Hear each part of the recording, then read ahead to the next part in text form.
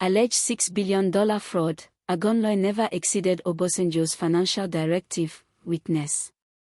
A prosecution witness, Umar Babangida, on Monday told an Abuja court that Dr Olu Agunloye did not exceed former President Olusegun Obasanjo's financial directive in the award of the Mambilla Hydroelectric Power project. He added that former President Obasanjo directed that no minister was permitted to approve contracts worth more than N25 million without express, written presidential consent. The witness said that the directive was adhered to in recommending Sunrise Power and Transmission Company Limited, SPTCL, for the project. A prosecution witness, Umar Babangida, on Monday told an Abuja court that Dr Olu Agunloye did not exceed former President Olusegun Obasanjo's financial directive in the award of the Mambilla Hydroelectric Power project. He added that former President Obasanjo directed that no minister was permitted to approve contracts worth more than N25 million without express, written presidential consent. The witness said that the directive was adhered to in recommending Sunrise Power and Transmission Company Limited, SPTCL, for the project.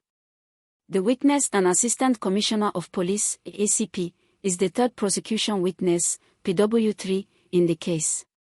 Agunloye, a former Minister of Power and Steel, is being prosecuted by EFCC on an amended 7-count charge bordering on disobeying presidential directive, conspiracy, forgery, and receiving gratification on alleged $6 billion fraud. His trial is before Justice Jude Onwegbuzi, sitting at Opo. He was, among others, alleged to have, while serving as a minister, conspired with Leno Adesian of Sunrise Power and Transmission Company Limited, SPTCL, to forge a letter titled, Construction of 3,960 MW Mambilla Hydroelectric Power Station on a build, operate and transfer basis. He, however, pleaded not guilty to the charges preferred against him. Being cross-examined by counsel for Agunloye, Odeola Adedipe SAN, Babangida told the court that while SPTCL proposed 35% government participation in the project, Tafug Nigeria Limited proposed 25%.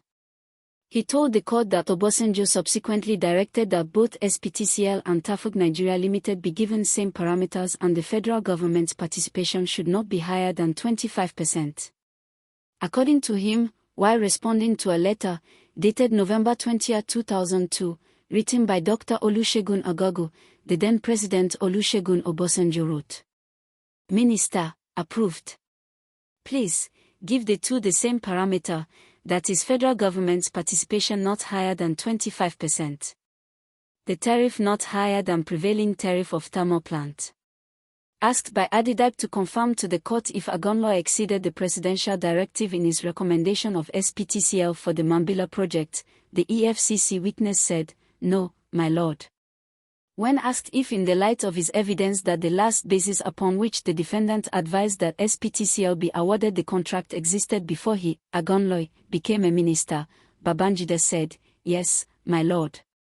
He acknowledged the fact that when Agunloye took a memorandum on the Mambilla project to the Federal Executive Council, FEC, a meeting, other members of council supported it.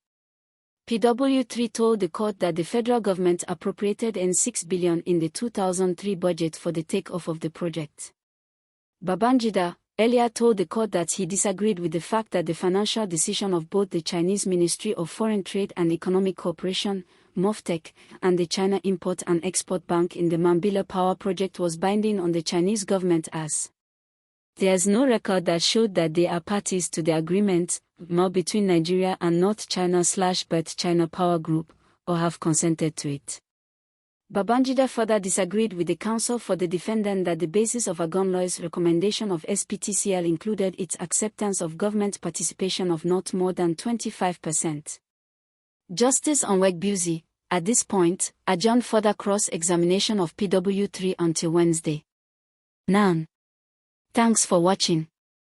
Do not forget to subscribe to our channel for more interesting videos.